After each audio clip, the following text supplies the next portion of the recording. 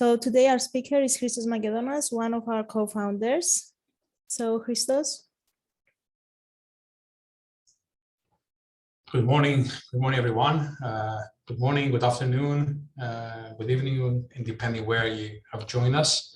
We're really excited today to present, to deliver this session, this live session. Our main focus today will be on data protection and cybersecurity, as Stephanie said, on startup and small business, small family business. To see together and discuss later the challenges that are being faced by such entities, and to present ways in order to overcome these challenges and be able to meet any regulatory expectations might derive from prospective clients or existing clients. So we're ready to start. As Stephanie said, I'm one of the co-founders of Enactia. Enactia is a privacy tech organization, mainly focused on cloud software delivery, on governance, risk and compliance, especially on privacy management with different laws, legislations across multiple jurisdictions. And at the same time, with ISO, different ISO frameworks, NIST, and other international regulation standards. We're a company that was founded back in 2018. And during these years, we were able to receive different kind of awards, like for innovation, for startups, and eventually from the European Union, grants, etc. As a precedent, as an enterprise later on. And we also obtained a SOC 2 accreditation as attestation report from a Big 4 company, and also have invested in ISO 27001. We consider security a critical factor to build trust. And as we're going to see later on, these are also requirements that even small companies, even startups, as we initially, we had this kind of challenge in order to build trust with future clients, existing clients, and prospects at the same time. So what lies beneath compliance? Definitely, as you may know, most of you will receive requests from clients, or they demand to be compliant with multiple laws, regulations, and also maybe to conduct attestation audits. This demand puts a lot of pressure, as we experienced that a few years ago, especially to startups and small family businesses, when they want to transact with bigger clients, or now we live in the digital age for years actually, and with the enforcement of different privacy laws, this becomes even more challenging because data is a valuable asset for companies. Of course, we have fraud and money laundering. It's also most tightly monitor financial crime worldwide. So again, some organizations, depending on your industry, you need to be to consider these directives as well for anti-money laundering. But of course, data privacy security maybe is one of the most crucial but difficult aspects of compliance because it's a multidisciplinary area. It involves a lot of people, a lot of systems, depending on the organization. It becomes a lot of challenge. There are even not many solutions in place to address all the requirements of different laws surrounding data protection. Again, it can be very overwhelming because there are many regulations that you might have to deal with, even for startups that might support clients from different jurisdictions or from different industries. It can be overwhelming because you need to be early to understand early basically the requirements of that jurisdiction, that law, in order to accommodate prospective clients from that jurisdiction, the needs of those clients. Definitely compliance is a time-consuming task. We see that, and we see organizations complaining a lot about compliance. Even their daily job is mostly on compliance instead of delivery of either services or products. Again, it's become time consuming and also affects startups and small businesses. And sometimes more, even more times, costs are one of the biggest deterrents for compliance. This is what we see. If we move on to our topic and expertise on cybersecurity and data protection regulations, these have been introduced across the globe in different countries. We've seen that in the MENA region, Europe, United States, Australia. There's a boom of new laws for data protection, Digital Security Act, etc. One of the core reasons is because we have exponential threats, cyber threats, and many organizations are experiencing cyber threats and cyber attacks that may cause downtime or data leakage at the same time. Regulators are becoming increasingly active, as I said earlier, with different jurisdictions. We have seen popping up different laws about cybersecurity, of course, to address at the same time the technological complex environment and the technology evolution. And overall, data protection and cyber risk resilience is a rapidly growing priority for many stakeholders in the supply chain. So I'm sure some of you or most of you have experienced reviews from suppliers, from third-party providers, from contractors, in order to address their needs, to answer questionnaires, or you might want to perform this kind of assessments for your own suppliers. So again, there is a great demand for solutions in order to ease these daunting tasks. Overall, there's a need for stability, and that's why we see, even though we have seen and monitored different laws popping up in different jurisdictions, especially in cybersecurity, they're following some common standards like ISO 27001, NIST cybersecurity framework, privacy framework, and other models as well, like COVID, COSO, etc. And there's a need definitely to have a baseline, to have uniformity. There's a need to address third-party dependency, threats and risk arising from your industry and third parties at the same time. And as I said earlier, to address the rapid evolution of technology, and which also introduce new cyber risks at the same time. The shift from cloud years ago, the dependency on cloud, the dependency of third parties, easiest to find solutions, cloud-based solutions. So again, there's a great demand for conformity with different standards and laws. And again, I'm going to say and repeat that a lot. It's a pain, especially for startups and small, very small businesses. The fact that you might operate in different jurisdictions, or your clients might be operating in different jurisdictions, again, introduce challenges. How a small company or a startup be aware of the different laws in different countries that they need to comply with.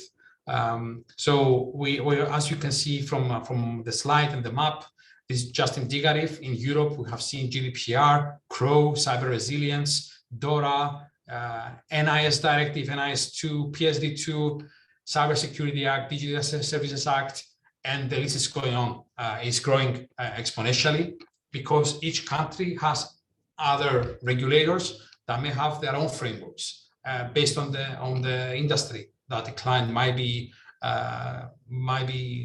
in that jurisdiction.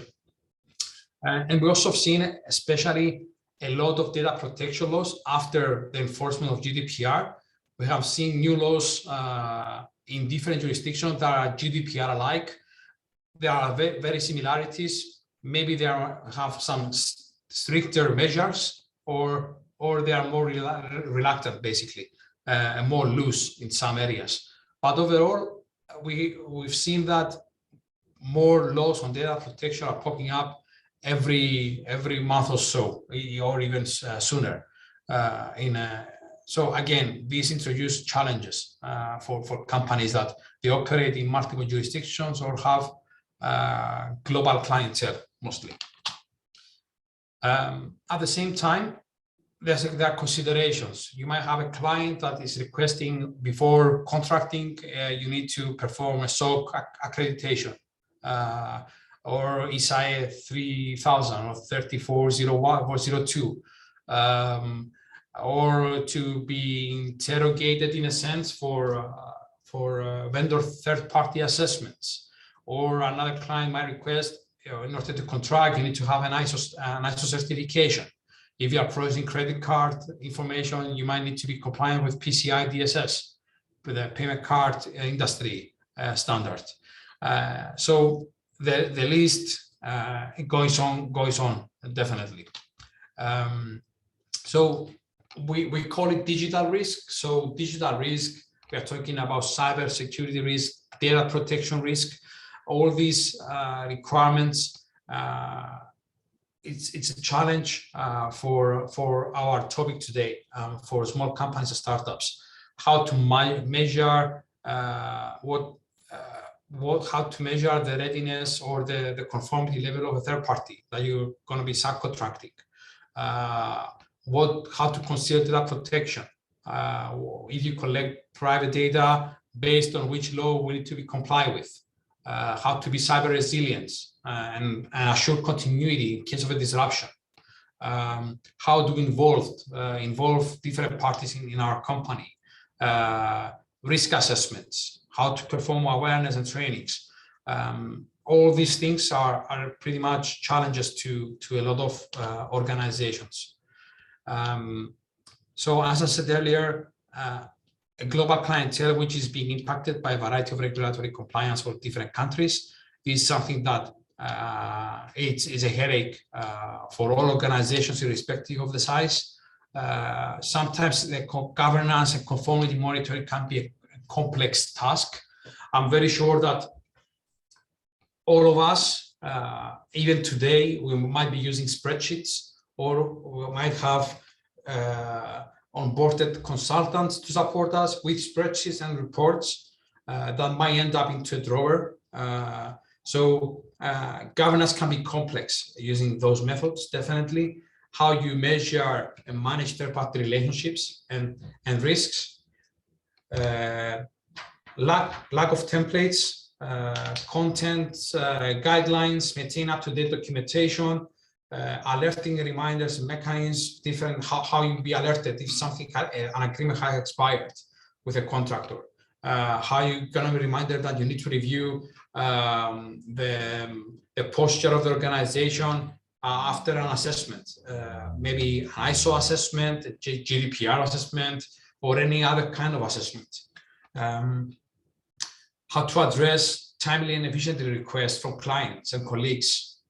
Stay up to date with latest developments in different laws around the world, or where you operate or your clients operate.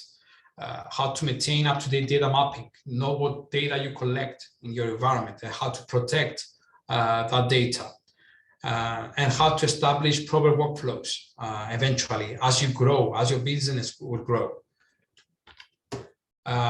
So how we can address the challenges? Definitely not with spreadsheets. There are easier ways and more cost-efficient and effective ways to do that. And this is what we, the purpose of today's session. At Enactia, using Enactia, we support our clients to perform compliance assessments using a predefined Enactia library, which is frequently updated using our own research team. You can maintain the relationships with vendors, with third-party providers. You can assess them, and at the same time link those vendors to your core business processes at the same time, and measure how the risk of a third-party provider will have an impact to this particular process. How to maintain your record of processing activities. and your business processes overall listed, and at the same time assign those to other users and make them accountable and to monitor their processes. The need of GDPR and other laws at the same time, like PDPL in Bahrain, in Singapore, in CCPA, they need to maintain a record of potential incidents, and at the same time having the tools to measure whether that's going to be reportable to the authorities or not, or to your clients, the persons that were impacted after an incident. How to manage requests from clients or colleagues to perform their rights, to support them in the request for accessing the data or transferring the data. How to maintain that. I mean, we're talking about having multiple spreadsheets to handle that today. How to assign tasks to other users by sending email, for example, or maintaining a task list in Excel or your email client like Outlook or Google or whatever you're using. How to address and manage and monitor any risks, flag them, identify the risks behind any action, and further take mitigating controls, establish controls to reduce the risk. How to maintain and manage the vendor agreements or other documentation, that your policies, for example, or because the policies will be a request from potential prospect clients to demonstrate that you have established policies, not only to build trust with the client, but at the same time, having policies, it's a regulatory requirement, whether that's going to be whistleblowing policy, whether it's going to be security policy or data protection policy. I'm going to switch with my share just to give you an indication how all of these things can be achieved using Enactia in an efficient way and cost-effective way. I'm sure you can see my screen now. So I'll just log into the platform. This is what every client of us has access to, their own dedicated platform, a SaaS product, but depending on the client needs and the request, they might be accommodated with on-premise installation or private cloud installations at the same time. But we have this solution, especially designed for companies, no matter the size, no matter the industry they operate. So it's very flexible to accommodate any needs of the client. It's truly tailored, basically. Something that we offer in Enactia, which is very important, is that all modules are coming as a bundle. So especially we understand the need, and we already experienced that for ourselves a few years ago. As a startup or a small company, you need to have all solutions available instead of having only one module for vendor management, other module for risk assessment, or other module for maintaining record of processing activity. And how Enactia is designed is that each module gives feedback to the rest. So if I have some time now to go through some of the key features. So under the compliance assessment module, as I said earlier, there's a ready-made library with templates that you can choose with different laws, different frameworks. So this is available, for example, in the settings of this module, the compliance assessment module, where there's a detailed catalog that you can choose from, like GDPR. It can be Bahrain, it can be CCPA, PBETA, or whatever jurisdictions you are in, or different industry specific, like if you're in financial sector, collaborate with financial sector, ISO related standards, NIST, different frameworks. So there's a huge catalog to choose from, along with a lot of parameterization in the settings. So you can initiate very easily assessments, build your own assessment. At the same time, there's a template builder. So it asks you to build your own questionnaire and perform your own self-assessments. So here you can initiate, create a new assessment, choose the template that you like to choose, and you are ready to go. I mean, you don't need to do a research to prepare an assessment or bring someone else to do that for you. You have the guidelines with the control of what is required, and you can go and do your own self-assessment eventually. So you can access all the questions, you can answer them, you can upload documents that you have XYZ policy, you can create tickets to other colleagues to support you. You can generate risk, or some risks are automatically generated based on the answers given, or you can chat and leave feedback to other users at the same time. You can assign permissions, you can discuss with other users, you can see the summary of the progress, how many gaps you have in place, partial gaps, etc. And at the same time, you can manage documentation within the same assessment. And at the end, you can see the conformity level of your company against the selected template, which might be in line with a legislation. So you can see the conformity level of the company, or can be a framework like ISO. So it will present to you the gaps based on the answers given. At the same time, you can monitor the maturity of the organization for improvements, what your target would like to be, and how mature we are currently. So this is a concept of the compliance assessment. You're choosing the template. If something is missing, you can reach out to us and we can enhance very easily the template catalog. So the purpose of the compliance assessment is purely to measure and monitor your conformity against different frameworks.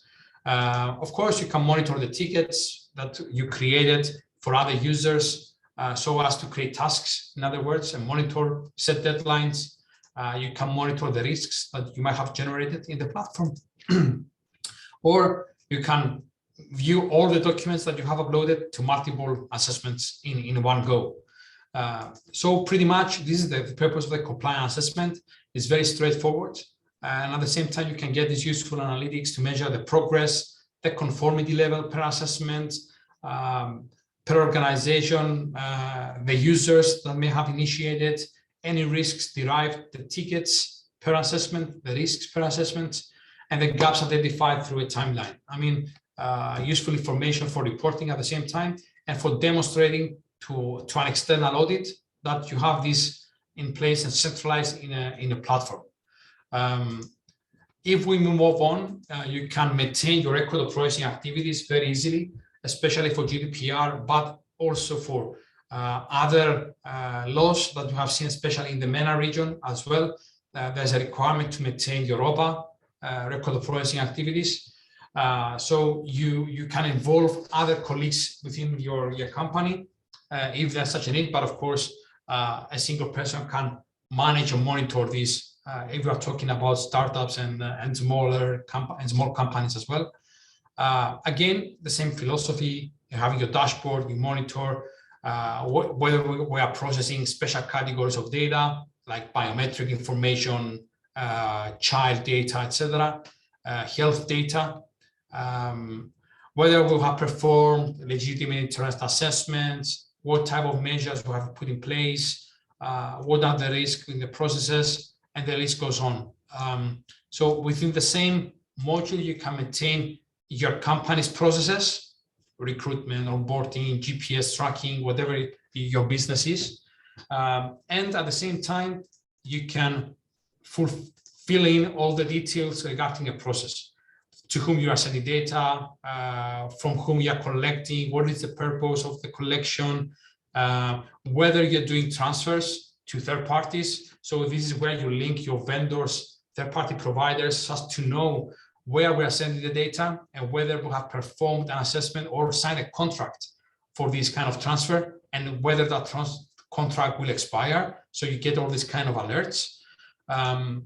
You can manage risks that may be derived in a process. You can create tickets, tasks, reminders to build standard operating procedures, for example. You can do your data mapping. So you can define what type of personal data you process for the particular activity, and whether you are using any system at the same time for this activity, so you can easily update the asset and the process with the data map. You can have discussions, you can upload documents for this processing activity, manual or other documents, and at the same time, you can link assessments for this processing activity, like legitimate interest assessment, capacity assessment, data protection, impact assessment, the pre-assessment, to evaluate whether you need to perform impact assessment or not. So you can initiate data protection impact assessments similarly as the first module, so as to monitor any risks that may derive from this processing activity. And you can also maintain your asset register, a catalog with your assets, your systems, your laptop servers, databases, applications, mail servers. You can, I mean, this is a requirement also for ISO, for example, or NIST framework. So depending on what you are pursuing to have as a certification, it accommodates also this functionality, those certifications. So you can maintain your assets. At the same time, your asset, you can define the status of the assets, where the asset is located, who is the owner, what type of technical security measures you have put in place, with a predefined catalog, which is all fully customizable at the same time. But we provide data for the company so as to avoid entering data from scratch. You can assign asset owners, you can do your data mapping to define what type of data we maintain, we store to these assets. And again, you can perform assessments, DPIAs, manage risks related to these assets as you go along. And you can also see full picture of your data map.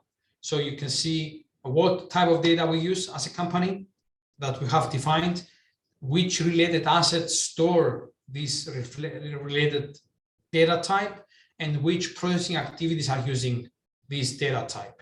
This can also be achieved very in a dynamically way via visiting the data sunburst functionality. So if I click on the data sunburst here, the data will be loaded and presented to me in a dynamic form, in a sunburst diagram, actually. Let's give it a couple of minutes, okay? Seconds, I meant, sorry. So from here, I can navigate, I can see, okay, I want to see the processes for HR department, for the appraisal process. I can see the data types, what are the data types we use, or I can see where we store the data to these systems for this particular process. Or you can dive in to assets. We have this asset holds this kind of personal data. So it's very dynamic and exportable. Or you can change chart, make it like this, and you can drill down as you go along. And this data is exportable for reporting as well. You can perform data protection impact assessments. So again, there's a ready-made templates. There are ready-made templates for performing data protection impact assessment, risk-based or standard questionnaire. It can be a multiple type of assessments where you can monitor the progress of the DPIA, similarly as the compliance assessment module. You can monitor all the risks of the company deriving from either assessments, vendors, or direct risks that you want to initiate, like a risk assessment from here and prepare a risk catalog. So you can monitor which is the riskiest function of the company, what is the risk trend in the matter of opening new risk and mitigating risks, the riskiest department, so you can get this in a diagrammatically format. The risk register will retrieve all risks deriving from anywhere in the platform. That's why I said earlier in the beginning that everything is integrated. We can see the risk owners. You can assign risks to risk owners. So we can see what risk is under each person. So if we open a risk, we can see all the details of the risk, what is the residual risk, the inherent risk, from where this risk derived from, the tickets, you can create tickets to remind that what measures you need to take place. You can apply controls from a predefined catalog or build your own catalog. This is fully available. So you don't need to reinvent the wheel. There is ready-made content for you. You can assign risk owners. There's a discussion between the risk owners, and you can also assign also threats and vulnerabilities if you like, again, with a ready-made catalog or by creating a new threat or vulnerability. And at the end, you can see what type of controls you have applied in the company and where you have applied it. Maybe it was for an asset or throughout the data protection impact assessment or another type of risk assessment, etc. And the risk assessment is customizable at the same time in terms of individual scoring, how you measure likelihood multiplied by impact equals with the risk score in terms of quantitative and qualitative risk assessment. And you can also manage the catalog with your technical measures, etc., organizational measures as you go along. You can maintain your data breach and incident management. Again, instead of using spreadsheets, you have this embedded into the system. And also you can link incidents with assets, with processing activities, and eventually you can see how a data breach might affect a department or a function of the company. So you can see another useful analytics about what type of incidents you had, whether you had to report the authorities or clients.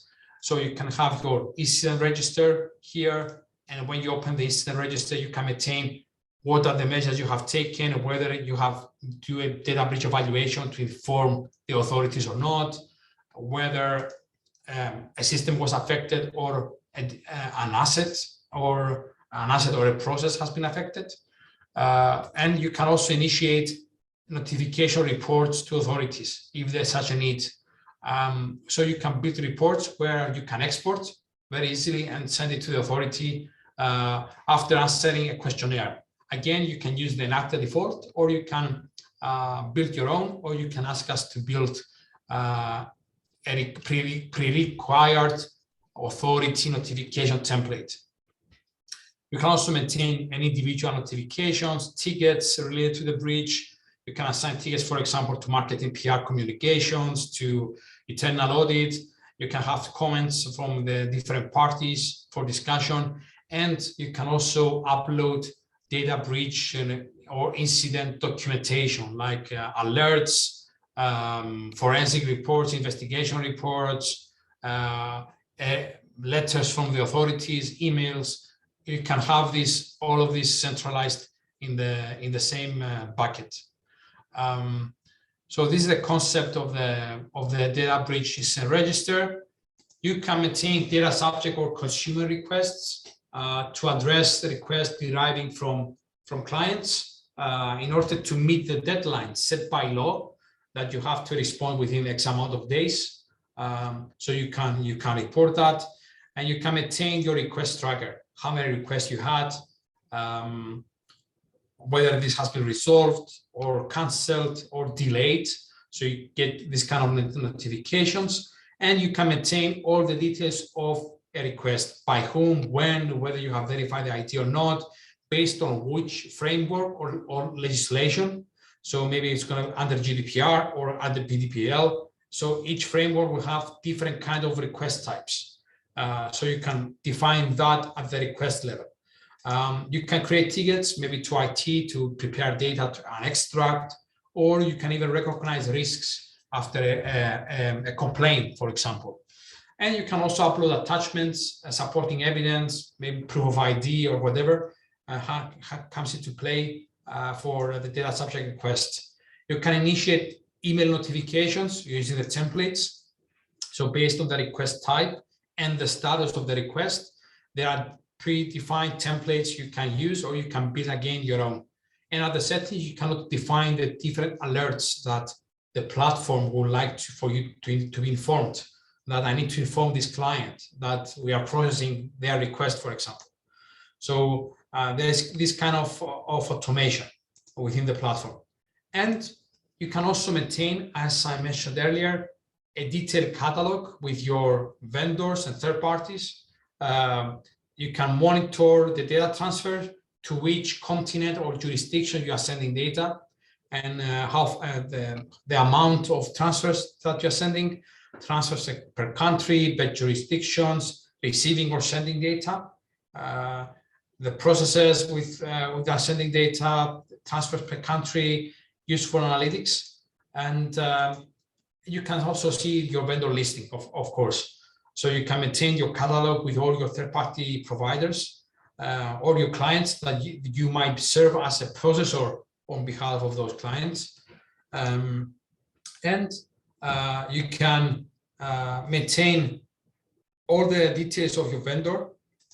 You can assign colleagues, other users of Enactia as vendor owners to maintain the relationship with that vendor. And you can also see the other side where the transfers from the processors, and you can see from the vendor how this vendor supports those transfers, those processes of the company. So it's a different lens of looking the relationship of the vendor with the company. You can maintain your agreements and set whether an agreement expires or not, so as for the system to notify you that an agreement will expire. You can maintain your contacts from the vendor, and you can perform vendor assessments either on your own or another colleague, another Enactia user, or you can send the assessment to the vendor contact. So the system will automatically generate a user account, which does not occupy license. It's unlimited. And that user from the vendor side will be able to log in, set their own password, and also see only the assessments that you have assigned to that user. So there is no need further to send Excel spreadsheets, follow-ups through emails, give feedback to email via emails. Everything can be done through Enactia, and at the same time you can chat with the vendor from here. And the vendor will also receive notifications through Enactia and via email as well. And of course, you can define whether the vendor qualifies or any risks might be identified to this particular vendor. And the risk will also propagate it to the related processes that using this vendor. So there is, well, that's why there's also integration between all modules of Enactia. You can also see the relationship of the vendor with other vendors, with your assets maybe, and what type of controls you have applied to the risks identified.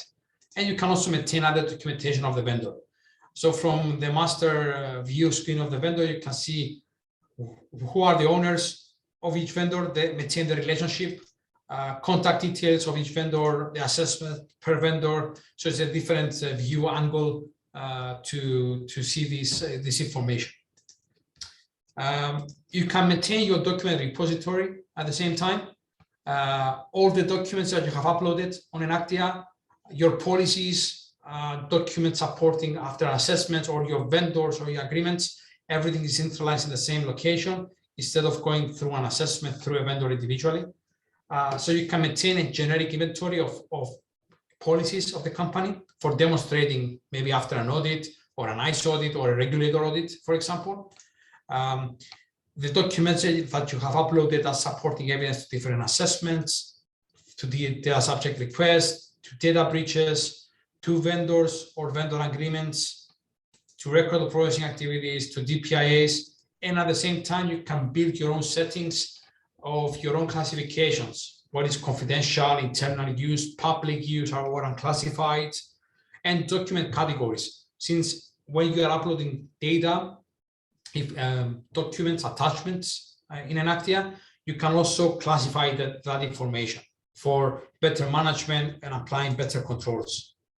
And the ticketing and tasks, it's a centralized repository where you can basically monitor all the tasks, reminders that you have set, whether you have overdue, which user has most tickets assigned on them, the risk trend in regards to opening and closing risks, and a centralized repository of all the tickets that may have been created in Enactia. And at the same time, each owner each user will have their own dashboard. So there's a segregation of duties within the platform where the user can see only their processes, their tickets, their assessments. They can raise an incident to your assigned contact internally, the person that wears the hat of the security officer or DPO or manager, can be anything. They can record their subject requests, they can manage the vendor relationships. So it's a different view. And there are also other roles within Enactia that are available to all of our clients, like a user to access only the vendor management capability, user to access only the risk management capability, or to manage the assets, like a person from IT, for example. So overall, in a nutshell, and very, very quickly, from the feedback that we receive, we are proud to say that most of our clients are ready to go from day one, and with very, very minimal training, interaction, and our knowledge base, it's very easy for everyone to ready and use this centralized platform instead of using different tools or spreadsheets, as I said at the beginning of the presentation. This is what we had to show you today, how small startups, small family business cannot be excluded from this regulatory landscape.